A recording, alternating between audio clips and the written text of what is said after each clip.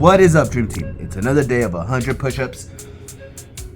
Day 24, el día 24. We're gonna add a little bit of variation to our push-ups. We're gonna do 10 slow push-ups, 10 side to side, 10 shoulder taps, and 10 bear cross. So until we get to 100, the last 20 will be. Oh, and I'm gonna repeat the sets. So I'm gonna do 10 slow, 10 side to side, 10 shoulder taps, 10 bear cross again. And I'm gonna get to 80, and then once we get to 80, we'll do 20 slow push-ups again. All right, so Godspeed, baby, let's go. So no matter what your background is, your culture, your age, your gender spectrum, at any one moment you're living by a set of priorities, a set of values. And this set of values is determining how you perceive the world, what you decide in the world, and how you act in the world. So the hierarchy of your values dictates your destiny, what you're reliable on and what you're not reliable on. That's 10. In 10 slow push-ups. Set of values, hierarchy of values. The higher you go up, the more intrinsic it becomes. And the lower you go down that list of values, the more extrinsic it becomes. What I mean by intrinsic, I mean that you identify by it and you spontaneously are inspired to take actions on it. But as you go down, you require more and more motivation because you don't identify with it. Our highest value, our ontological identity, revolves around. So if you ask a mother who has the highest value as her children, and being a mother, you ask her, who are you? She'll say, I'm a mother. You take an entrepreneur, and his highest value in business, even though they have 3 kids, they'll still say, I'm an entrepreneur. More so than they'll say a dad, because his highest value is building business. So our identity revolves around what we value. Okay, shoulder tap, baby. And whatever's highest on our value, we spontaneously are inspired from within to fulfill it. My highest value is teaching. I spontaneously do teaching every day, 7 days a week. So I don't procrastinate, hesitate, and frustrate in my highest values. But I procrastinate, hesitate, and frustrate probably in my low one. I don't cook. I don't drive. I don't do a lot of administrative stuff. Anything that's low in my values, that's 30, baby. Motivate me to do it. And the same for you. And if you require motivation to do what you say is important, what you say is important is important. You don't need motivation for doing what is really inspiring to you. You spontaneously do it. It's like a kid with his video game. If he loves his video games, he spontaneously does it. He doesn't have a mom saying, now Johnny, stop your chores and do your video games. He spontaneously does the video games. All right, 10 barrel cross. You might have to motivate him. Punishment if you don't do it. Reward if you do it. 1, chores and homework and cleaning his room. 2. So anything you require motivation extrinsically on is low in your values. Anything that you're spontaneously inspired from within is high in your values. So when somebody says, if not now, when will you take action? It's not because you're a lazy person. It's not because you're somehow procrastinating on things that are really important to you. And many people get falsely labeled. They compare themselves to other people. They inject the values of others. They cloud the clarity of their own.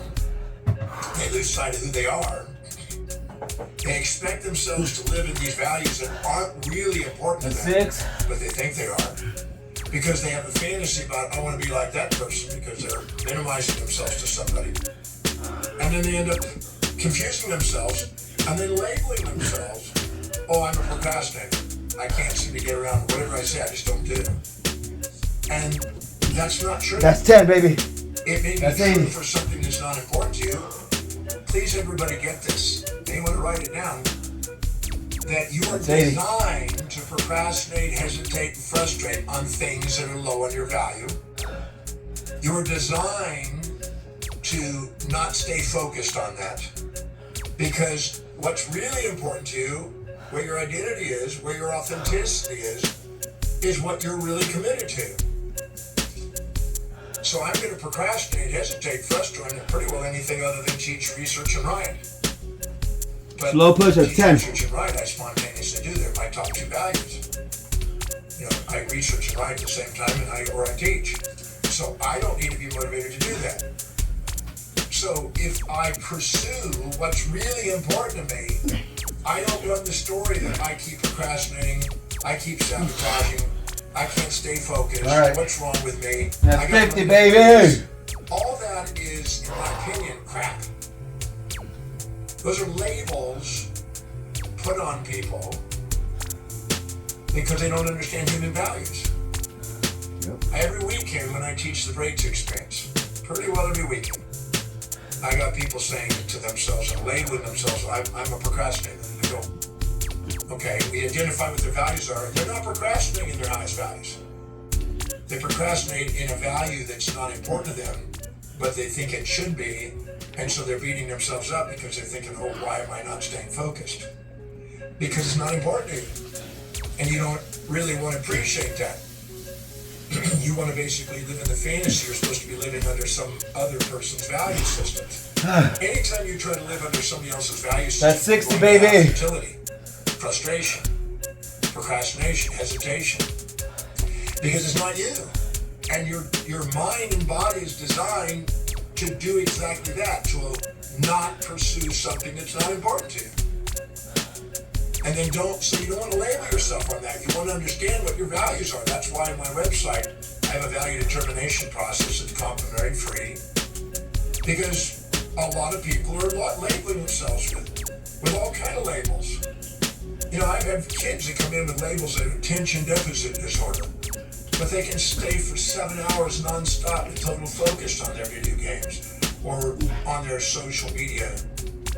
Because what's really valuable to them, they don't have procrastination, they don't have attention deficit. But on things that are at school and things that they don't perceive helping them fulfill what's important to them, they put that label on it. And then teachers and counselors and psychologists love to project those labels. Hey. They can sell drugs to them, or they can sell therapy to them, they can sell whatever to them. This is facts, man. They really put labels on things that aren't really what they say. And it's funny because people just, you guys gotta think for yourselves and do some research here, man. Because it's obviously just, I'd say even watering you down as a human being. Taking away your God-given right, your God-given power. Because you're powerful. So don't let this motherfuckers fool you to think that you're have anything wrong with you. Just fucking, like he's saying, find your values, and all those little labels just kind of dissipate. They're not real. Dream Team, I love you guys.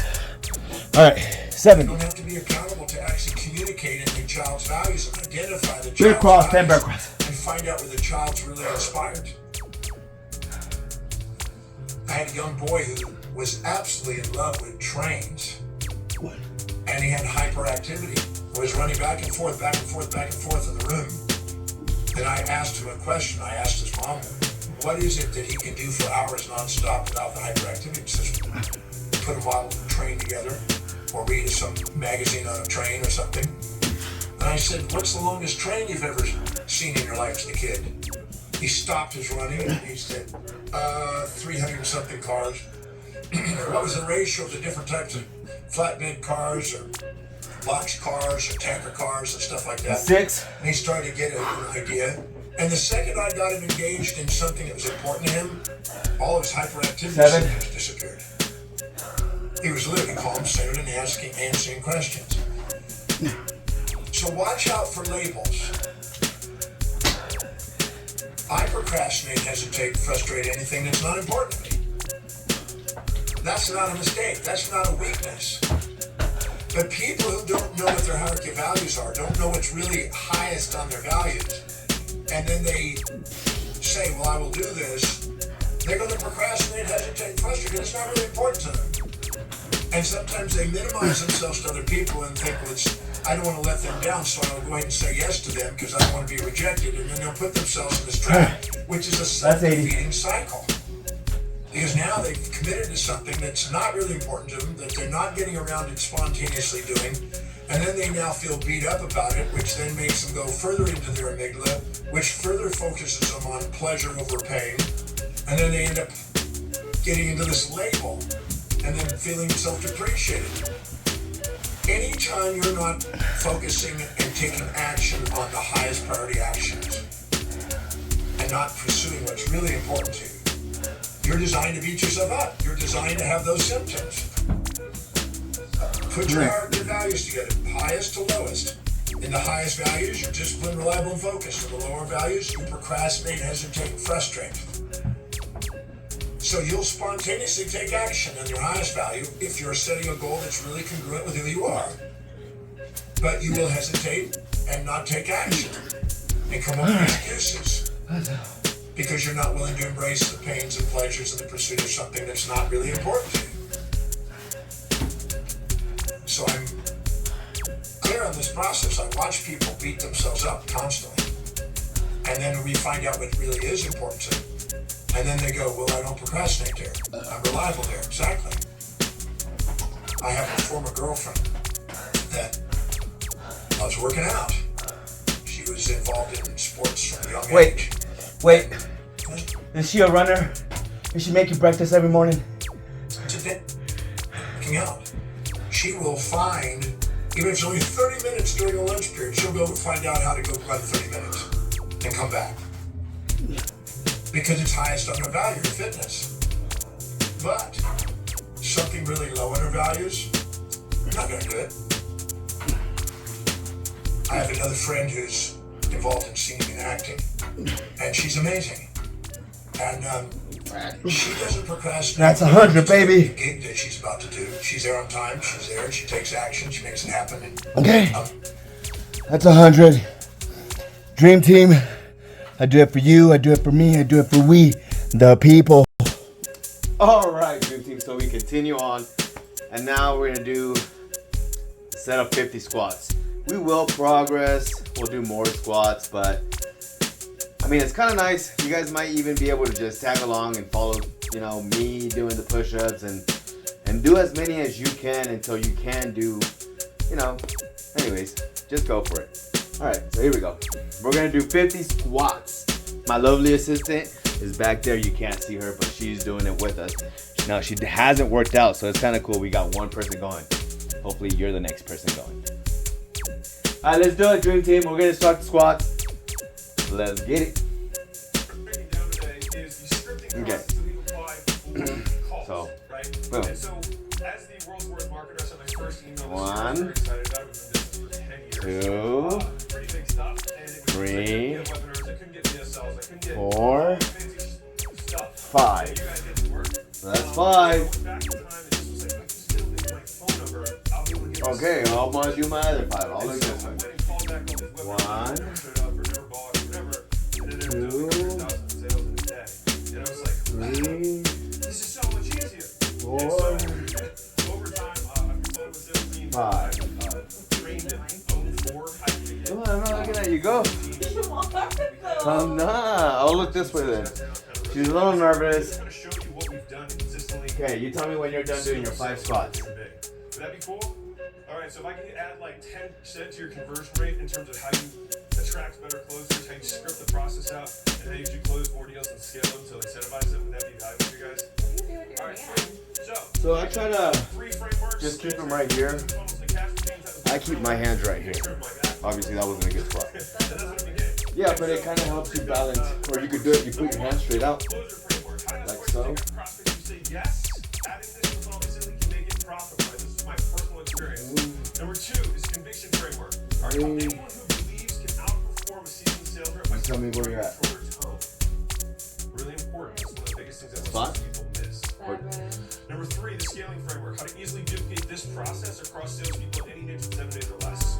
So 7 days from now, we can do this. Is that cool? Alright, so that's 10, 10, 10. Alright, So number 1, the closer framework. Alright, so. After going through hundreds of scripts, I bought great stuff, I bought the Wolf of Wall Street stuff, I bought all that stuff, and going through my own sales process, I learned that the scripting process even was simpler 3, than it's portrayed. It's not that 4, it's something to be sold against, but 5. every sales script that has been it absolutely Okay, makes perfect. Then let's carry on. framework, We're at and it's 15. based on this process. 1, And this works for B2C sales, works for B2B, 2, B2B sales, works for $500 tickets, works for 3, $100,000 tickets. The process is the same. 4, And so this is the acronym, closure framework. 5. Like I said, world's dumbest That's market. 20. Get a little breath. Get breathe in, breathe out. Clarify why they're there. When I look at creating a script, Okay. the first thing we ask You ready? is, what the hell are you doing? Set up. Ready, set, go. What was the thing? What is the goal you're trying to 1, accomplish, right? 2, label them with 2, You can't cure cancer unless they admit that they have it, 3, right? If anyone had that situation, like it's gonna find 4, it. Ever had that? Right. 5, Assuming you're not talking about some stuff, you're just trying to provide information. 6, How are you gonna solve? 7, Alright. Cool. So you have the problem, it's all. 8, After that, I'm assuming I'm not the first guy. 9, Right? So is there anything else that you had happen in the past 10. here that didn't work? Where we at? 30, S. Once we've gone through the pain, 30. communication, right? There's a process that I'll walk through. E, we explain away their concerns. Okay. Obviously, same people You ready? make decisions on the first call. 1, Which case they do. Which I'll talk about. 2, This is something that we actually added in my original framework. 3, Close.